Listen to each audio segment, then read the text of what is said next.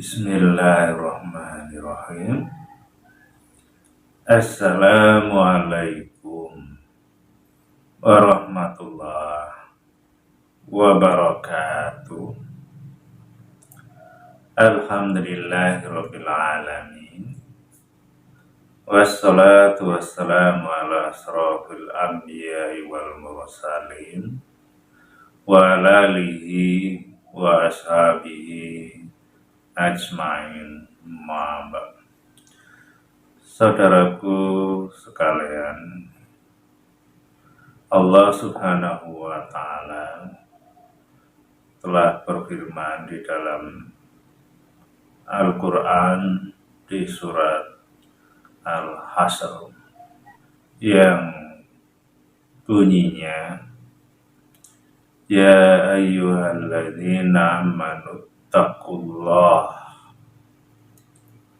wal tandur nafsum ma qaddamat lighad wattaqullah innallaha khabirun bima ta'malun, yang artinya, wahai manusia, bertakwalah kepada Allah dan perhatikanlah apa yang telah dilakukan masa lalu setiap orang untuk hari esok, dan bertakwalah kepada Allah. Sesungguhnya Allah Maha teliti terhadap apa yang engkau lakukan. Kira-kira artinya seperti itu. Dari ayat itu kita bisa mengambil pelajarannya, karena Al-Quran itu petunjuk. Jadi ayat itu juga sebagai petunjuk bagi kita yang Allah berikan kepada kita, agar kita tahu bahwa Allah menjelaskan, yang pertama, kita disuruh oleh Allah untuk bertakwa kepada Allah, untuk taat kepadanya, dan kemudian juga yang kedua, kita disuruh melihat, memperhatikan apa yang telah kita lakukan masa lalu, dan melihat masa lalu itu terkait ya untuk masa depan kita, yaitu di akhirat. Dan kemudian diulang kembali, kita disuruh taat kepada Allah. Berarti Allah menekankan kepada kita agar benar-benar takwa atau taat kepada Allah. Karena Allah Maha teliti terhadap apa yang kita lakukan. Jadi jangan sampai kita itu lalai, lupa bahwa apa yang telah kita lakukan masa lalu itu masih ada yang keliru, salah, yang harus ditaubati, harus dibersihkan dosa itu, karena itu akan terkait dengan masa depan kita atau hari esok tadi. Karena juga kalau dikaitkan dengan ayat Allah yang lain yang bunyinya "Faman ya'mal misqala dzarratin khairan yarah wa may ya'mal misqala dzarratin syarran yarah", yang artinya, dan barang siapa yang melakukan perbuatan yang baik, walaupun itu hanya sekecil zarah atau atom, maka itu nanti akan diperlihatkan. Dan juga barang siapa yang melakukan perbuatan buruk, walaupun itu juga hanya sekecil zarah atau atom tadi, juga akan diperlihatkan. Jadi Allah Maha teliti.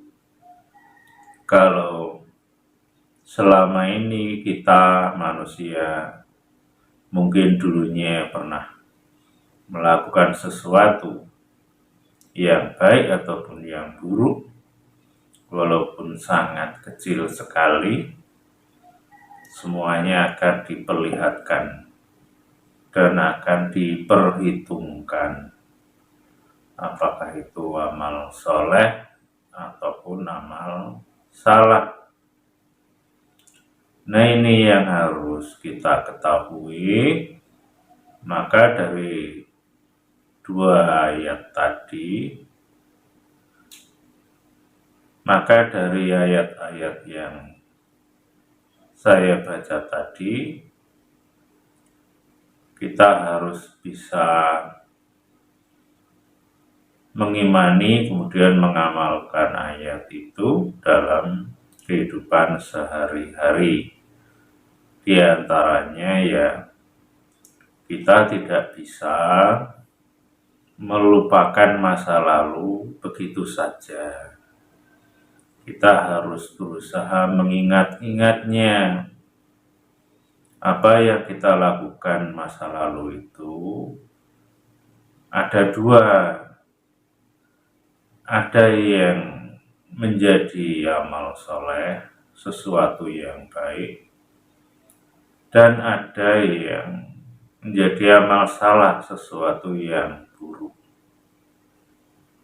Kemudian kita menyikapinya, kalau itu amal soleh, amal baik, berarti itu nikmat dari Allah, karena itu akan menjadi pahala yang nantinya akan kita ambil di akhirat, yang balasannya ya surga, insya Allah seperti itu. Dan amal buruk itu akan menjadikan dosa dan menjadi hukuman nantinya di akhirat. Maka itu harus kita ingat-ingat. Jadi kita tidak bisa begitu saja melupakan masa lalu dengan mengatakan, ya sudahlah, yang lalu sudahlah berlalu, nggak usah diingat-ingat, nggak usah dipikirkan umpamanya. Ya tidak bisa seperti itu. Tapi kalau bisa, ya sering kita ingat, kita teliti sebelum diteliti oleh Allah nantinya. Insya Allah seperti itu.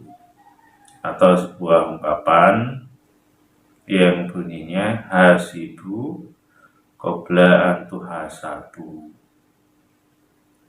yang artinya ya hisaplah, hitung-hitunglah sebelum ya kita ini nanti akan dihisap, dihitung amal perbuatan kita.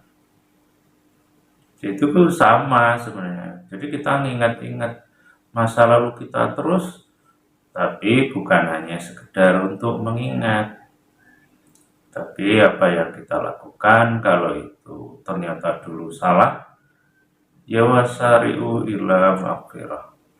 Segera mohon ampun kepada Allah. Kalau itu suatu yang baik, ya kita juga bersyukur kepada Allah. Kalau dicontohkan, umpamanya mengatakan, ya Allah, aku dulu waktu masih remaja pernah disuruh oleh orang tua, aku menjalankannya tidak ikhlas. Ada rasa jengkel. Kalau itu suatu yang salah, ya Allah, ampunilah kesalahanku itu, ya Allah. Umpamanya seperti itu. Dan apa yang kita lakukan mungkin dulu banyak atau sering atau berulang-ulang. Umpamanya yang lainnya lagi, ya Allah, kalau dulu aku dinasihati oleh orang tua, aku diam mendengarkan, tapi dalam hati aku ada rasa jengkel karena tidak sepakat atau tidak setuju dengan apa yang disampaikan oleh orang tuaku. Aku tidak berani membantahnya, tapi dalam hati ada kejengkelan atau tidak menerima nasihat orang tua itu dengan tulus ikhlas. Ya Allah, kalau itu salah, ampuni aku, ya Allah. Umpamanya seperti itu. Nah, itu juga banyak nantinya, bukan hanya dengan orang tua, bisa dengan guru umpamanya. Umpama dulu waktu sekolah, guru menerangkan, kita main-main, kita bercanda dengan teman, tidak memperhatikan.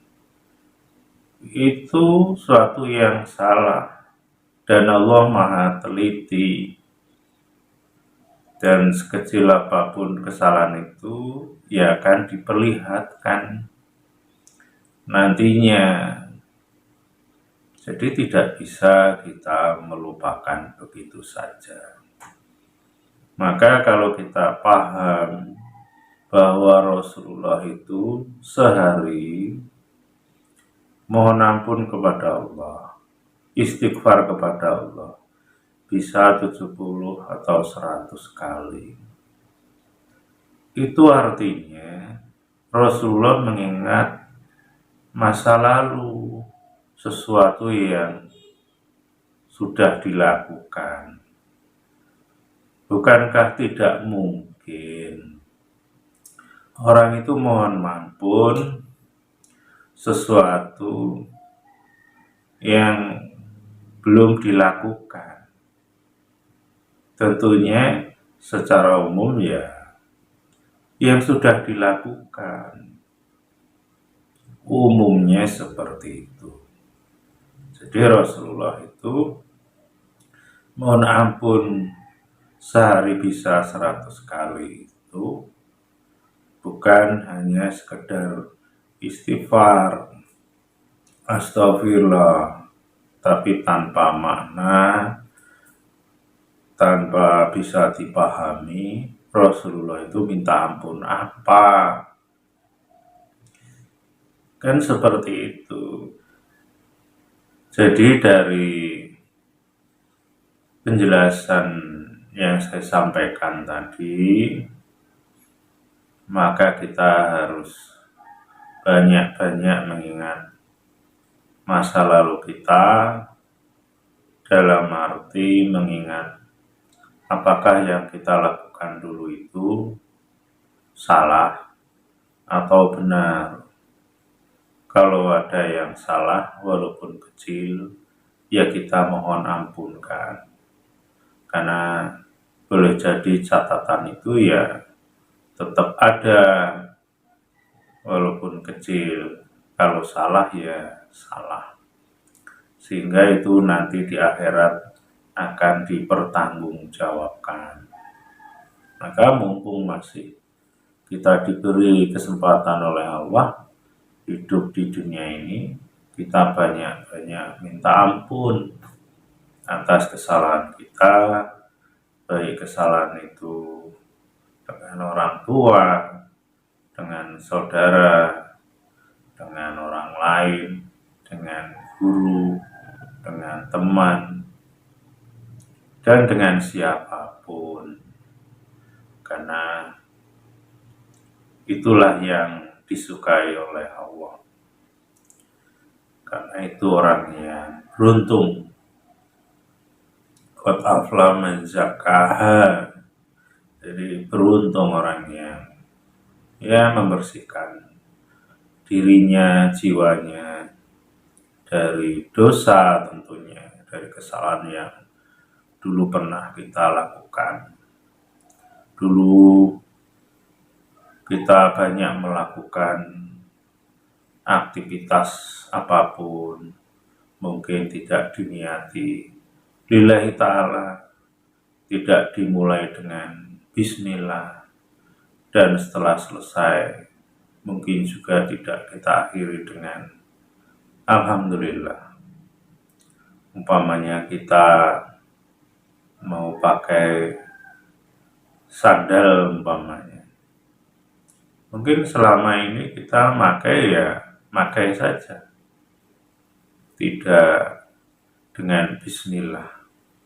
Dan setelah bisa makainya, mungkin juga kita tidak bersyukur, tidak mengucap alhamdulillah.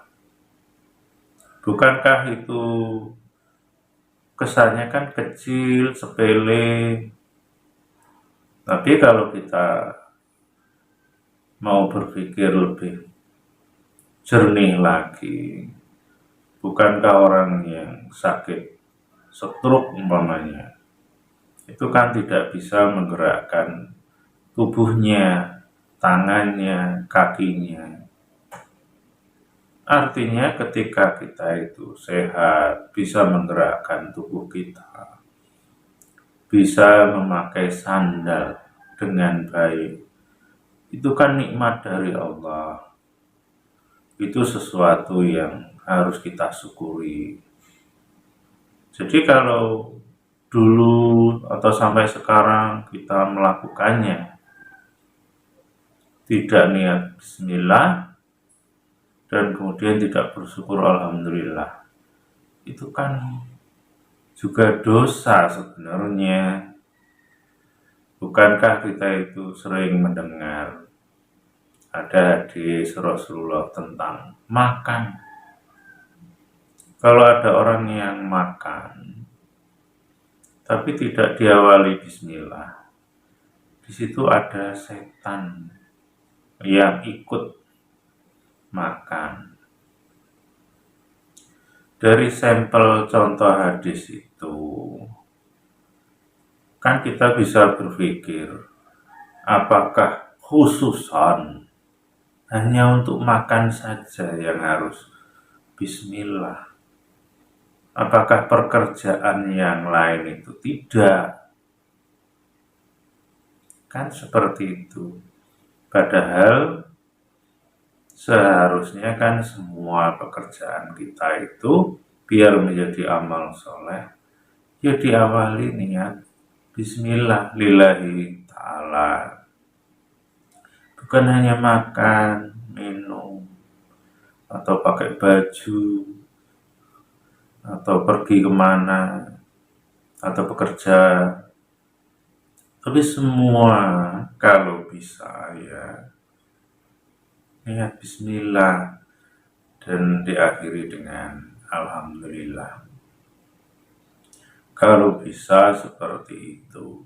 Nah, artinya kalau selama ini kita tidak seperti itu, boleh jadi itulah banyak kesalahan-kesalahan kita masa lalu, dan itu harus kita selesaikan, kita beresi dengan cara banyak-banyak minta ampun, mengingat-ingat masa lalu kita dari akhir balik hingga saat ini.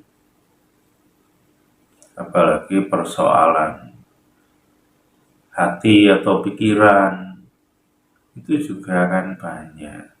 Kalau pikiran umpamanya memikirkan si A, si B, si C, entah itu di keluarga, entah itu di lingkungan, entah siapa. Mungkin pernah atau sering kita itu buruk sangka. Padahal Allah melarang kita itu untuk buruk sangka. Ya mungkin dalam pikiran orang itu begini-begini, orang itu kok begitu umpamanya. Nah itu kan salah, dan itu harus minta ampun kepada Allah. Di hati juga demikian, berhubungan dengan orang-orang yang ada di sekitar kita. Mungkin hatinya ada jengkel, ada marah, ada kecewa, kesal, dan lain-lain. Itu kan sesuatu yang salah, sesuatu yang keliru, dan itu dosa. Dan itu mungkin berpuluh-puluh tahun kita melakukan seperti itu, dan boleh jadi belum minta ampun kepada Allah. Itu ya harus diingat-ingat. Tentang syukur juga begitu. Kebanyakan manusia itu tidak bersyukur menurut Allah. Nah kita itu manusia. Apakah kita itu termasuk orang yang dikatakan oleh Allah tadi atau bukan? Ya kita ingat masa lalu kita. Mana yang sudah kita syukuri, mana yang tidak. Kita diberi oleh Allah orang tua, pernahkah kita syukuri? Diberi tetangga, pernahkah kita syukuri? Kita dulu hingga saat ini bisa berjalan, bisa melihat, bisa mendengar. Berapa kali kita itu mensyukurinya, atau lewat begitu saja. Nah ini yang juga harus kita ingat-ingat, dan kemudian kita syukuri nikmat itu. Bukan hanya sekedar dinikmati saja. Termasuk hidup ini, seharian bisa hidup, bisa beraktivitas. Syukuri, alhamdulillah, hari ini aku bisa beraktivitas, sehat, tidak ada halangan suatu apapun. Paling tidak kita ya seperti itu. Nah itulah yang harus kita sadari, kalau selama ini kita itu ada yang mungkin kurang kita perhatikan. Dua hal itu, kesalahan-kesalahan kita masa lalu dan nikmat-nikmat Allah yang begitu banyak yang tidak terhitung masa lalu. Karena kedua ini nanti akan bermasalah di hari esok, di akhirat, kalau ini tidak diselesaikan dengan baik. Kalau di nikmat tadi banyak yang tidak disyukuri, dan kalau yang salah-salah tadi banyak yang terlewatkan, belum diistighfari. Insya Allah seperti itu. Makanya kalau Rasulullah setiap hari bisa istighfar 70 atau 100 kali, artinya namanya minta ampun itu bukan main rombongan begitu saja. Kalau bisa ya rinci, maksudnya rombongan itu ya Allah ampuni dosaku semuanya, dari yang kecil besar, dari yang lalu dan yang nanti ke depan yang belum saya lakukan, terus selesai begitu saja. Ya kayaknya ya tidak seperti itu, karena Rasulullah itu melakukannya ya ternyata berulang-ulang. Bukankah di dalam sholat pun juga demikian diajarkan, Robi firli warhamni wajburni dan seterusnya. Itu setiap sholat kita ucapkan. Jadi itu menunjukkan juga kita harus berulang-ulang. Zikron kasiron, itu diperintahkan oleh Allah, kita itu zikir sebanyak-banyaknya. Zikir itu mengingat Allah, mengingat itu diantaranya yaitu mengingat akan kesalahan kita kepada Allah, ya harus banyak-banyaknya. Mengingat kalau kita itu selama ini juga kurang mensyukuri nikmat Allah, ya harusnya bersyukur sebanyak-banyaknya. Zikron kasiron bisa diartikan seperti itu, walaupun masih banyak yang lain. Insya Allah seperti itu. Dan mudah-mudahan apa yang saya sampaikan ini bisa menjadi pelajaran wawasan bagi kita, bahwa ternyata kita itu memang harus banyak-banyak mengingat masa lalu kita untuk masa depan kita. Kalau istilahnya, kalau masa lalu kita itu masih banyak yang keliru tadi, kira-kira masa depan kita itu seperti apa. Jadi agar masa depan kita itu tidak dihukum oleh Allah, ya masa lalu kita bersihkan dengan sebersih-bersihnya, kita usahakan seperti itu. Nah, itu saja yang bisa saya sampaikan. Kurang lebihnya saya mohon maaf. Kepada Allah mohon ampun. Akhirul kalam. Assalamualaikum warahmatullahi wabarakatuh.